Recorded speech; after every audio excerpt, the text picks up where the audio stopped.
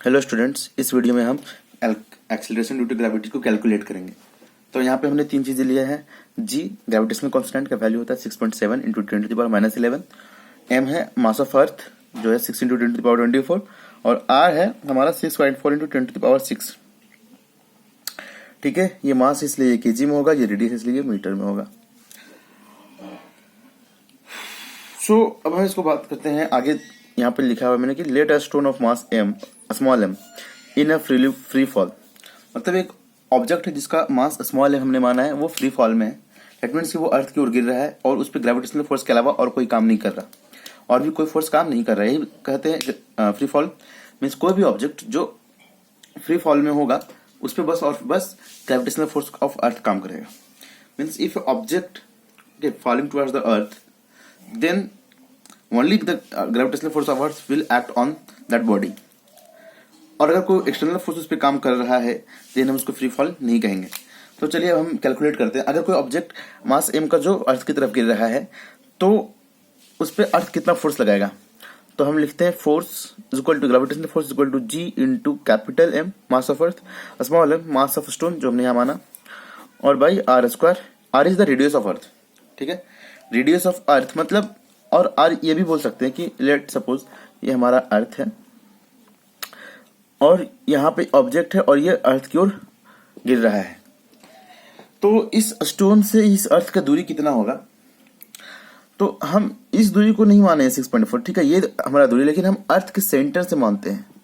ठीक है, क्योंकि हम पढ़े हैं, क्योंकि हमने पढ़ा हुआ है कि कोई भी ऑब्जेक्ट जो भी अर्थ की ओर गिरता है अर्थ उसको अपने सेंटर की ओर अट्रैक्ट करता है, इसलिए हम हमेशा डिस्टेंस सेंटर से कैलकुलेट करेंगे। तो ये हमारा यहाँ से यहाँ तक का दूरी क्या है, अर्थ का ये रेडियस है। ठीक है, और इसीलिए हम इस दूरी को लेते हैं, और ये इस दूरी के हिसाब से मतलब 6.4 इंटू 10⁻6 के पावर 6 के हिसाब से ये जो दूरी है वो नेग्लिजिबल होगा। इसी वजह से हम बस रेडियस ऑफ अर्थ को लेते हैं। ठीक है, ये जो हमारा डिस्टेंस है वो होगा हमारा स्टोन और अर्थ के बीच का डिस्टेंस। अभी मानते हैं, अब आगे बढ़ते हैं। एक और फॉर्मूला हमने पढ़ा हुआ है फोर्स का, m इंटू ए मास इंटू एक्सेलरेशन, राइट। तो अगर हम इस फोर्स की जगह पे m इंटू ए लिख दें तो कोई दिक्कत नहीं है, क्योंकि फोर्स का ही फॉर्मूला होता है।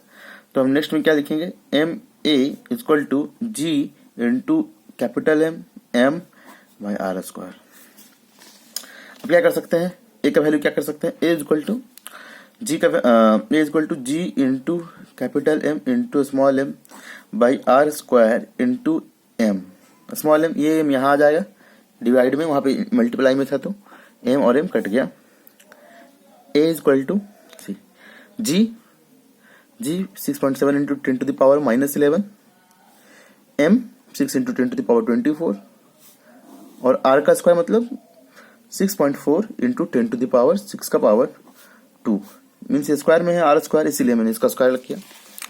आगे बढ़ते हैं।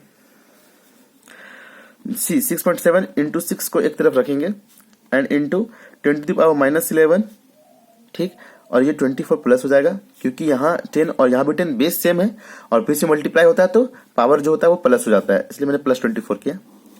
अब यहाँ पे 6.4 का स्क्वायर होगा और यहाँ पे हो जाएगा 6 टू 12, 10 का पावर 12, क्योंकि जब पावर के ऊपर पावर हो तो वो दोनों मल्टीप्लाई हो जाते हैं, इसलिए हमारा क्या आया 10 का पावर 12। ठीक है, अब आगे बढ़ते हैं।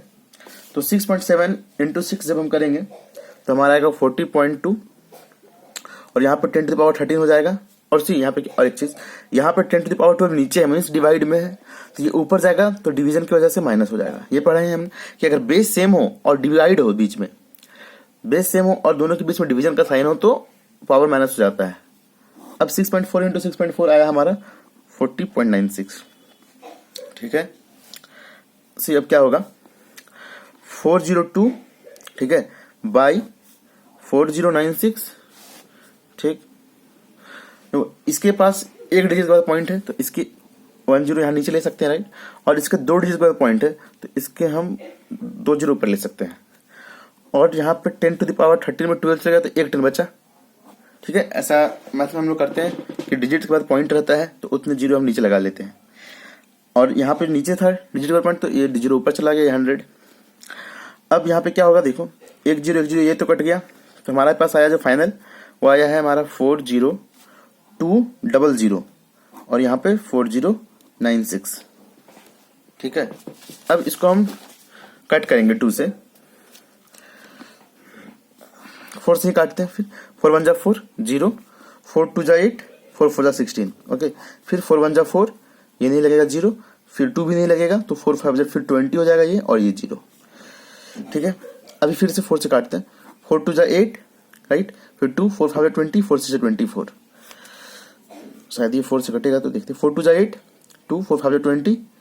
ओके, ये 4 से नहीं कट रहा है एक्चुअली। ठीक है, ये 4 से नहीं कट रहा है। देन हम क्या करेंगे, 1 0 0 5 0 को रहने देते हैं, और 1 0 2 4 को अभी यहाँ पे फिर से लिखते हैं। अब इसको 2 से काटते हैं, तो कट जाएगा। 2 5 जा 10, 2 1 जा 2, 2 2 जा 4, 2 5 जा 10 0, 2 2 जा 4, 2 5 जा 10। तो फाइनल आया 5025 बाई कितना, यहाँ पे आया हमारा 5025 बाई 512। अब 512 से इसको डिवाइड करते हैं, तो हमारा देखिए 512 से 5025 को डिवाइड करते हैं, तो 512 से 9 टाइम्स में लगाएंगे, तो हमारा आएगा 4608, 8 7 15, यहाँ 1, यहाँ 6 14, फिर यहाँ पे पॉइंट लगाएंगे, एक 0 आएगा, तो इस बार 8 टाइम्स में फिर से लग जाएगा। 4108, 8 2 8 10 में 8 2, फिर यहाँ 6, यहाँ 0 0। देखिए 9.8 आया हमारा, यही हमारा है ए का वैल्यू आया, कितना आया 9.8। बट देखिए ये एक्सेलरेशन, यहाँ पे हम ए के लिए जी लिखेंगे लास्ट, क्योंकि एक्सेलरेशन ड्यू टू ग्रेविटी को हम जी से डिनोट करते हैं।